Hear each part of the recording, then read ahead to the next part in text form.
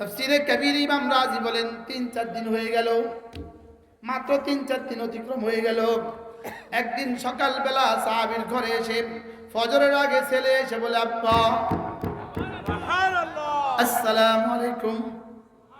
মিয়া বিবি খুশি হয়ে গেলেন, ছেলে তো এসে গেল।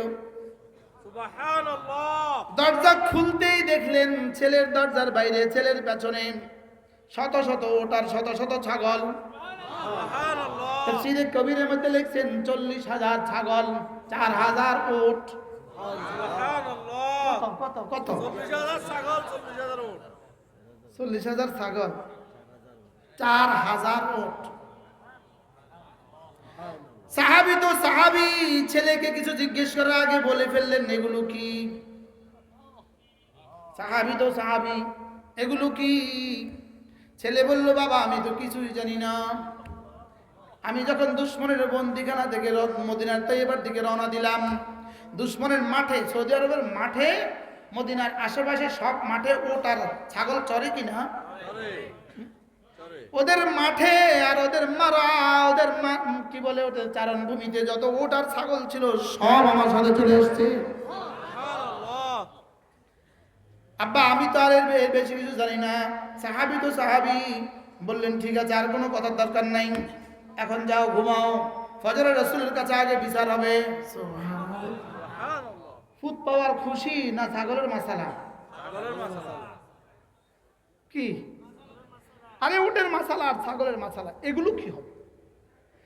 সকালবেলার মসজিদে নববীতে গিয়ে হাজির, নামাজ শেষে আল্লাহ রাসূল বলেন, ইয়া রাসূলুল্লাহ এই তো আমার ছেলে। এবার রাসূল জিজ্ঞেস করলেন, বেটা কি হয়েছে বলো?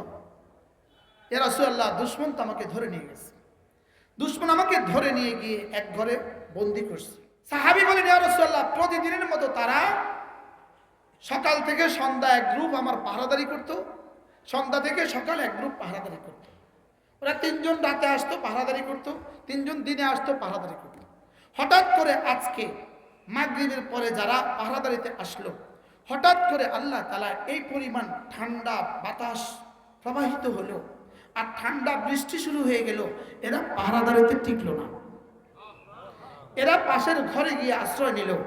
এরা আশ্রয় নেওয়ার পরে আমি আল্লাহ তাআলা এদের উপরে এই পরিমাণ ঘুম চাপিয়ে দিলেন, আমি এদের নাকের আওয়াজ শুনতে পেলাম। আমি বুঝে গেলাম এরা তো ঘুমিয়ে গেছে।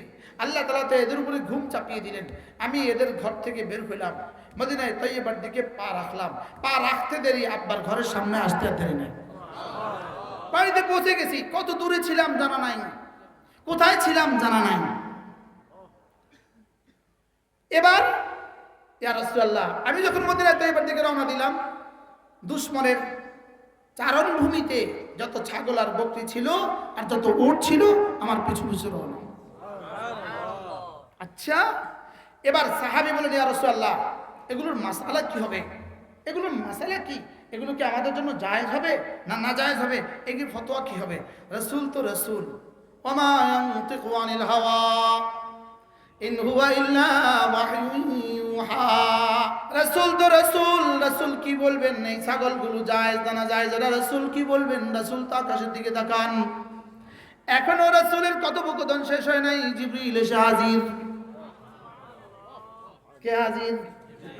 আয়াত নিয়ে আসলেন, ওয়ামান ইয়াত্তাকিল্লাহ ওয়ামান ইয়াত্তাকিল্লাহ ইয়াজআল লাহু মাখরাজা ওয়া ইয়ারযুকহু মিন হাইথু লা ইয়াহতাসিব ওয়া মান ইয়াতাওয়াক্কাল আলাল্লাহ ফাহুয়া হাসবুহু। সুবহানাল্লাহ। আল্লাহ তাআলা আয়াত পাঠালেন, ইয়া রাসূলুল্লাহ যে তাকওয়া ইখতিয়ার করবে আল্লাহ তাআলা তাকে মুসিবতের রাস্তা খুলে দিবে।